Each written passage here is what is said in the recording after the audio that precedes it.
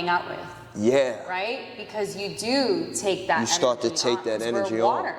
Yeah, and then it's interesting because then there's another component to it that I thought was really interesting, and it's like, I practice this now. It's that wave that goes up high and then deep. High and then deep, right?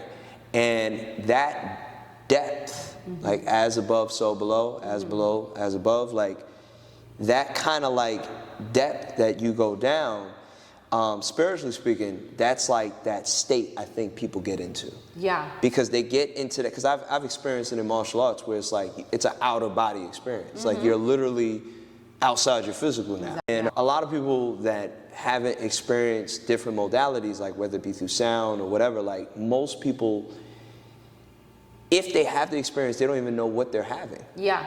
You know, it's an interesting thing. Like you'll see people have an experience. Usually people try to get it through drugs, right? Alcohol and things like that. And they're looking for that experience. And it's like, no, you can get it on your own. And I feel like this is an opportunity to show people and give people tools to support their well-being, to support their nervous system. Because a lot of times, what do we see culturally?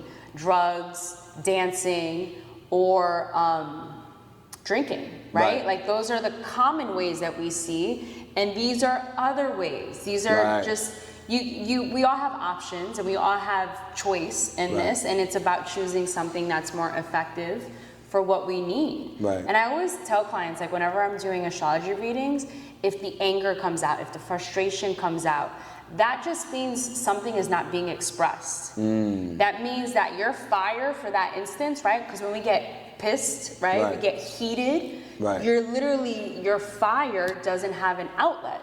So what? It's going to come out. It's going to come out hitting somebody, yelling at somebody. These are all ways of expressing it. But what happens if you actually hit a punching bag instead? What happens if you did like a primal scream instead?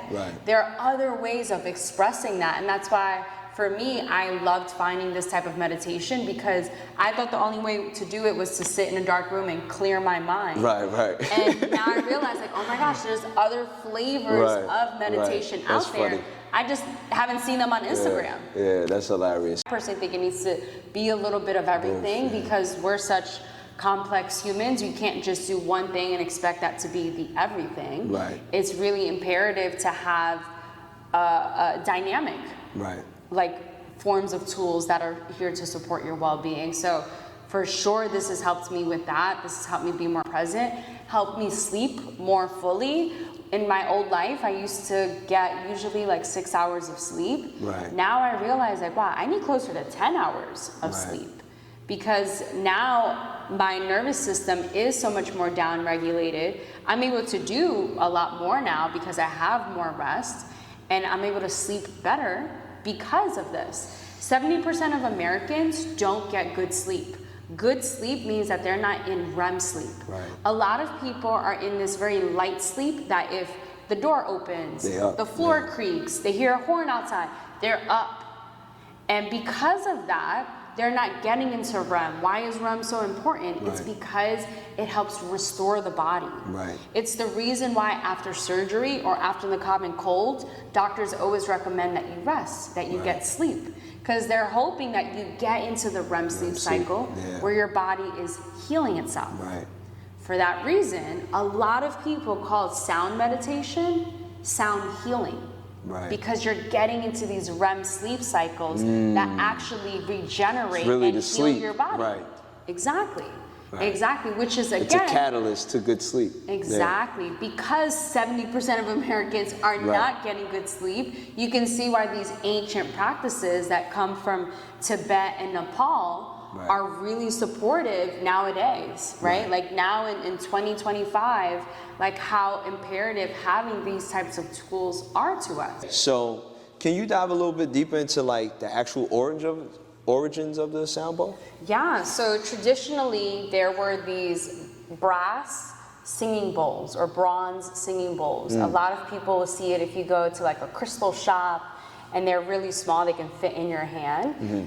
Those are technically called Tibetan singing bowls. It's unclear, because this has been around for so many years and it goes back so many years. It's unclear whether it came from Nepal or Tibet, But those bowls, nowadays we do call them Tibetan singing bowls.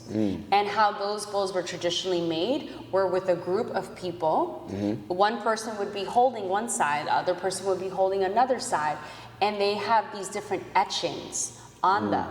Those etchings were associated with different chakras, different symbols, and they also had a specific note. So just like you have notes on a piano, notes on a guitar, each of those bowls had a specific note.